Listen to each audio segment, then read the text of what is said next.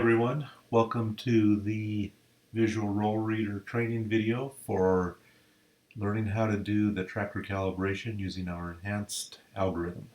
So I've got the visual roll reader app up and running.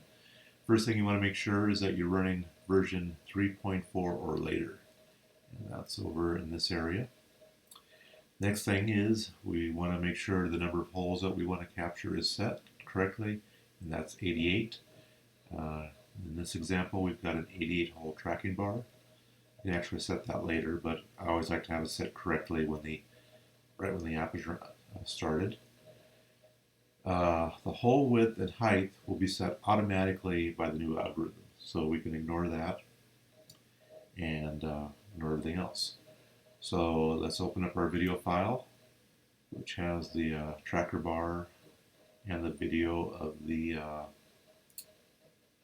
paper running.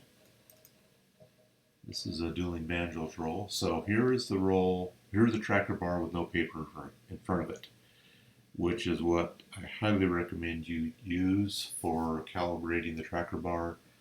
That way it's nice and easy to see the holes, and the app has a nice easy time finding the black holes. So this is an 88-hole tracking bar, and then it's got the outlying holes for controlling rewind. We don't care about those right now, so we only care about the first 88 holes, or the 88 evenly spaced holes. So we'll say start tracker bar, or start tracker calibration. And it says, do you want to use the new and improved calibration algorithm? Yes, we do. If I say no, we'll use the old one, which works, but a little bit more effort to calibrate everything. So say yes.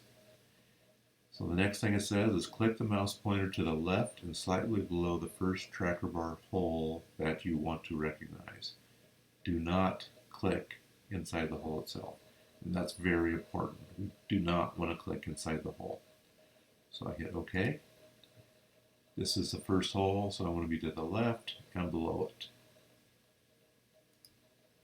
Clicked on it.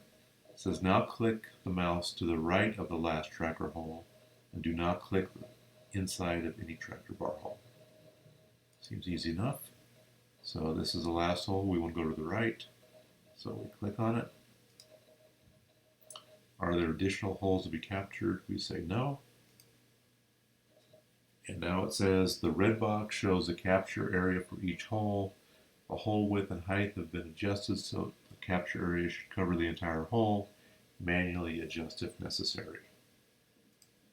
So as you can see, show calibration lines was automatically turned on. That's what turns on the red boxes and these teal lines. And so if we turn that off, turn it back on, we can see that the red boxes are pretty much over the holes. In fact, they're over the holes exactly.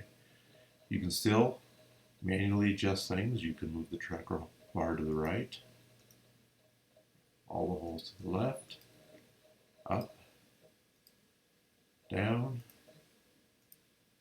You can also enter enhanced calibration mode if you want to move any individual hole right or left.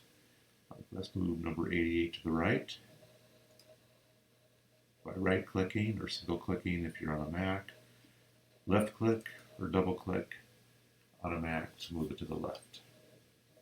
And that is it.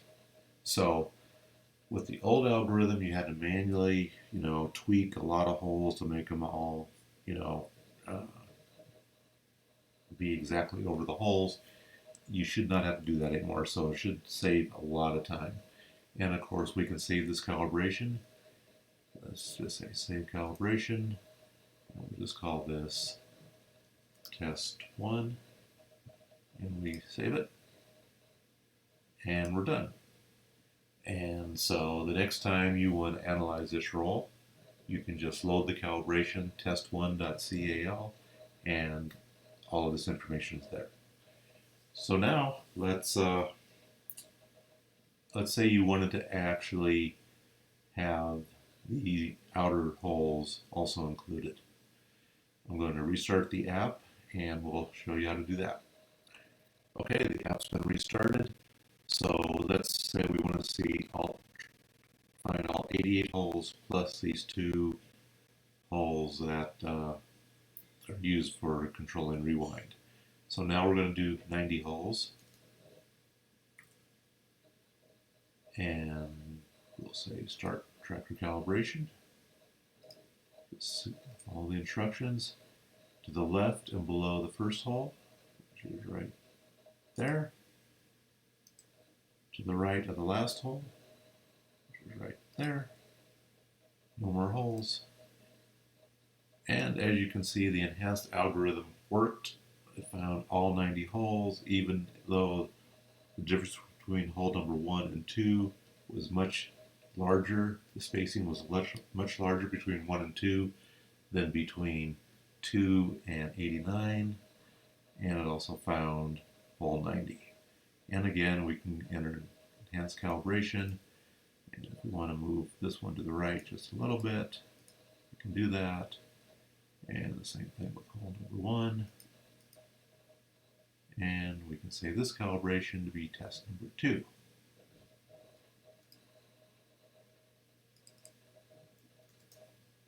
Test 2. And as you can see, also the hole width and height were set appropriately. We can turn off show calibration lines and see that those holes do match up pretty much identical to the black tracker holes. So that sets these holes. So this is hole number 1, and this hole over here is number 90. Let's say you wanted to have this hole to be number 1 and this hole number 88, this hole to be 89, and this hole to be 90. I'll show you how to do that. So we'll restart the app and we'll give that example. Okay, so we've restarted the app. We've opened up the video file. So again, we want to have 90 holes tracked. We want these first 88 to be 1 through 88, this hole to be 89, and this hole to be 90. Well, we do it like we did in the first step.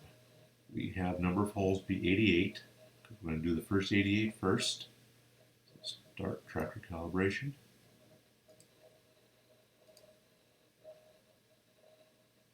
Select that hole. That hole. Now it says, are there additional holes to be captured? Yes. Click on the hole you want tracked, so we'll be just inside the whole area there. There's one more hole. There. No more holes. So now, as you can see, this is hole number 1. This is hole number 88. This is hole number 89. This is hole number 90. And 89 looks like we want to move it to the right one or two pixels. So we'll enter enhanced calibration mode. And let's do the same thing for 90.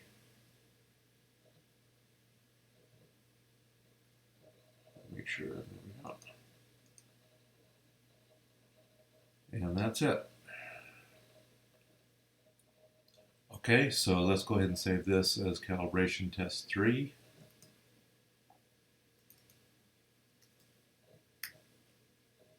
Okay, so now those calibrations are saved. Let's go ahead and restart the app. So I've restarted the app, got the file loaded. So let's go ahead and load the first calibration we saved, which was test 1. Here's test 1. And we'll show our calibration lines. And there it is.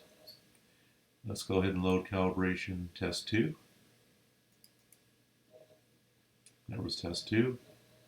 And we can load calibration test 3, which would be basically the same thing. It was. So obviously, once you have saved your calibration, you don't need to recalibrate it if you're going to be using it on the same roll. And that's all there is to it. So hopefully this will make it much easier for the people who are using the VRR to calibrate their rolls. I know that was one of the kind of the pains. Although the first algorithm worked reasonably well, it still took a while. This one is literally, less than 20 seconds. You can calibrate the entire tractor bar. So uh, hopefully everyone will find this helpful. If not, or if so, feel free to leave a comment on the video, or you can send us an email to us via the universalmidicontroller.com website. Thanks.